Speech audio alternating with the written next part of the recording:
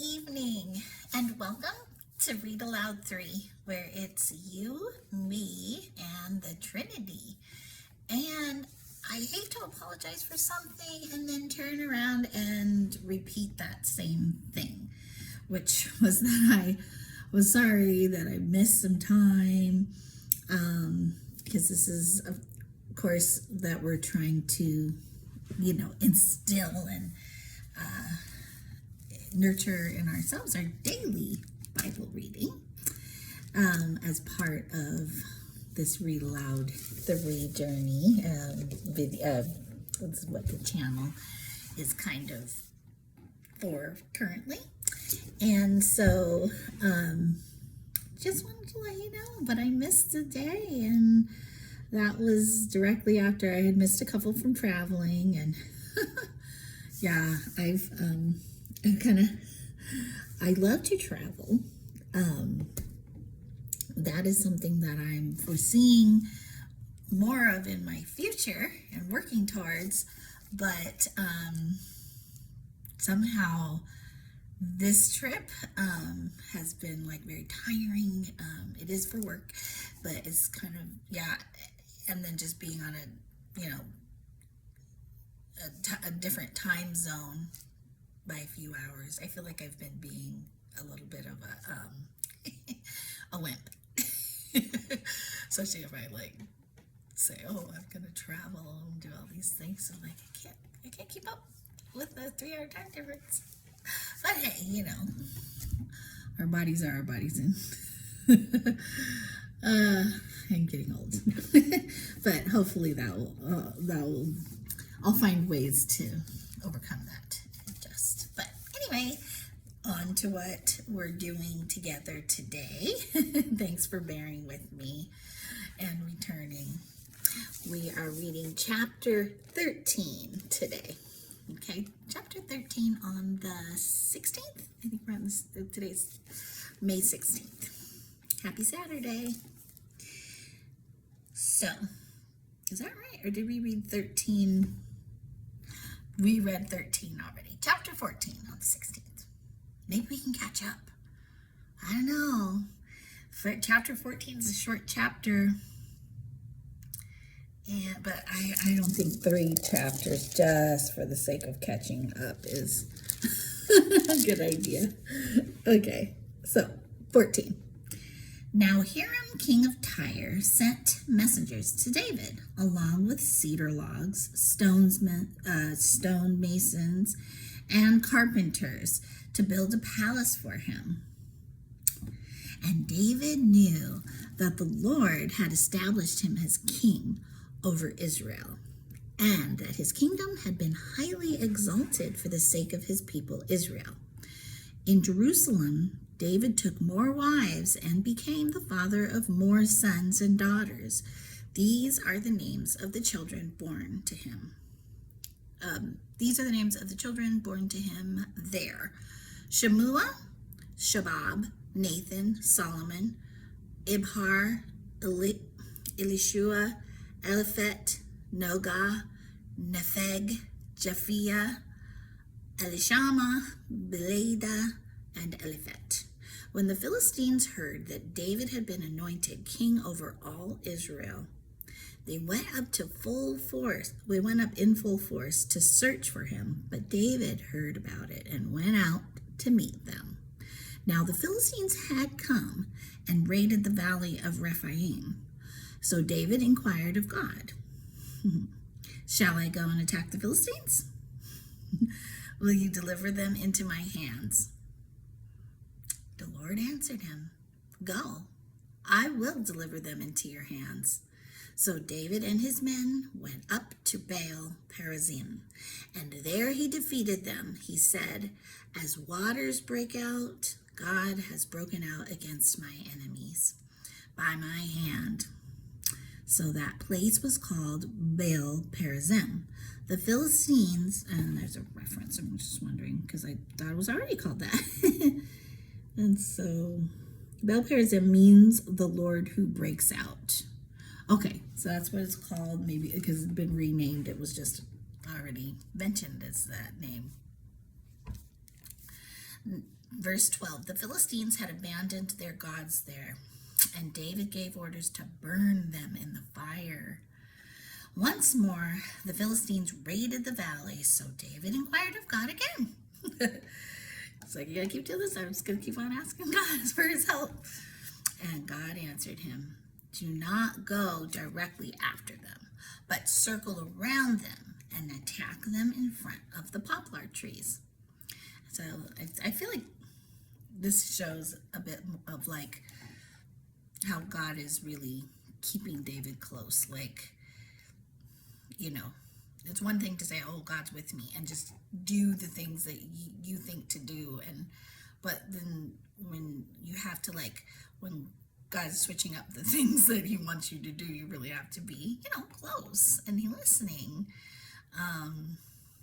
Really listening, because like God is not, we can't see him. He's not like, hey, I need you to, but yeah, I think that's kind of what jumps out at me, is that David's staying close, and he has reason to, obviously, but also he's not getting prideful and just so bold to just do whatever, oh, I got God on my side. I'm good. I can go and do what I've done before, Okay. As soon as you hear the sound of marching in the tops of the poplar trees, move out to battle, because that will mean God has gone out in front of you to strike the Philistine army. So David did as God commanded him, and they struck down the Philistine army all the way from Gibeon to Gezer. So David's fame spread throughout every land, and the Lord made all the nations fear him. And that is the end of chapter 14. Now, if you don't mind, because I see that my video is probably about half of what sometimes it is, so I will go ahead and read chapter 15. Won't go 3 chapters long, but maybe at some point we can get back on the same chapter as the date. Not to make a total goal, but okay, let's read chapter 15. After David had constructed buildings for himself in the city of David, he prepared a place for the ark of God and pitched a tent for it. Then David said, no one but the Levites may carry the ark of God, because the Lord chose them to carry the ark of the Lord and to minister before him forever. David assembled all Israel in Jerusalem. This just reminded me, I wanted to read something about how David feared. Remember, he was afraid of God because he was like something in regards to the Ark of the Covenant and what God did, because someone touched it, I believe, and he was just like, that made him nervous, or I don't know if I could say nervous, but he said he feared, and I wanted to just read some commentary on that, and like, what were some of the things that commentators have believed are being taught by that, because that did kind of catch me off guard too, and be like, but why did that happen, So it's good for us to follow up on those questions, and I try to on mine, so I'll try to do that so that I make a note so that I will not neglect it the next time I come on. Okay? And then I can answer my question and maybe some of yours at the same time. So then it says, let's go to verse 3. David assembled all Israel in Jerusalem to bring up the ark of the Lord to the place he had prepared for it. He called together the descendants of Aaron and the Levites. From the descendants of Kohath, Uriel, the leader, and 120 relatives. From the descendants of Merari, Asaiah, the leader, and 220 relatives. From the descendants of Gershon, Joel, the leader, and 130 relatives. From the descendants of Elizaphan, Shemaiah, the leader, and 200 relatives. From the descendants of Hebron, Eliel, the leader, and 80 relatives. From the descendants of Uzziel, Aminadab, the leader, and 112 relatives. Then David summoned Zadok and Abiathar the priests, and Uriel, Asaiah, Joel, Shemaiah, Eliel, and Aminadab, the Levites. He said to them, "You are the heads of the Levitical families. You and your fellow Levites are to consecrate yourselves and bring up the ark of the Lord, the God of Israel, to the place I have prepared for it. It was because you, the Levites, did not bring it up the first time that the Lord our God broke out in anger against us." This is kind of addressing that, what I talked about. "We did not inquire of him about how to do it in the prescribed way." So the priests and Levites consecrated themselves in order to bring up the ark of the Lord, the God of Israel. And the Levites carried the ark of God with the poles on their shoulders, as Moses had commanded in accordance with the word of the Lord. David told the leaders of the Levites to appoint their fellow Levites as musicians, to make a joyful sound with musical instruments, lyres, harps, and cymbals. So the Levites appointed Heman, son of Joel, from his relatives, Asaph, son of Berechiah, and from their relatives, the Merarites, Ethan, son of Cushiah, and with them their relatives next in rank: Zechariah, Jaziel, Shemiramoth, Jehiel, Uni, Eliab, Benaiah, Messiah, Mattithiah, Eliphelehu, Micaiah, Obed-Edom, and Jeiel, the gatekeepers. The musicians Heman, Asaph, and Ethan were to sound the bronze cymbals. Zechariah, Jaziel, Shemiramoth, Jehiel, Uni, Eliab, Messiah, and Benaiah were to play the lyres according to Alamoth. Wonder what that is. Let's see. Probably a musical term. Okay. And Mattithiah, Eliphelehu, Micaiah, Obed-Edom, Jehiel, and Azaziah were to play the harps, directing according to Sheminith. Kenaniah, the head Levite, was in charge of the singing.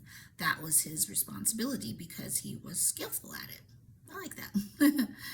Berechiah and Elkanah were to be doorkeepers for the ark. Shebaniah, Jehoshaphat, Nethanel, Amasai, Zechariah, Benaiah, and Eleazar the priests were to blow trumpets before the ark of God. Obed-Edom and Jehiel were also to be doorkeepers for the ark. So David and the elders of Israel and the commanders of units of 1,000 went to bring up the ark of the covenant of the Lord from the house of Obed-Edom with rejoicing, because God had helped the Levites who were carrying the ark of the covenant of the Lord. 7 bulls and 7 rams were sacrificed. Now David was clothed in a robe of fine linen, as were all the Levites who were carrying the ark, and as were the musicians and Kenaniah, who was in charge of the singing of the choirs. David also wore a linen ephod. So all Israel brought up the ark of the covenant of the Lord with shouts, with the sounding of rams' horns and trumpets and of cymbals, and the playing of lyres and harps. As the ark of the covenant of the Lord was entering the city of David, Michal, daughter of Saul, watched from a window. And when she saw King David dancing and celebrating, she despised him in her heart. Oh, that's right. Michal is one of his wives and daughter of Saul. And she was, obviously, well, I say obviously, like, because we've been watching the House of David, right? She wanted to marry David. But something about him dancing before the Lord, I sense it was embarrassing to her, but she despised him in her heart, right? Which I'm sure there's some different commentary on that too, and what that might have come from. And I think one perspective on it that I've heard talked about is that, David didn't care what anybody thought.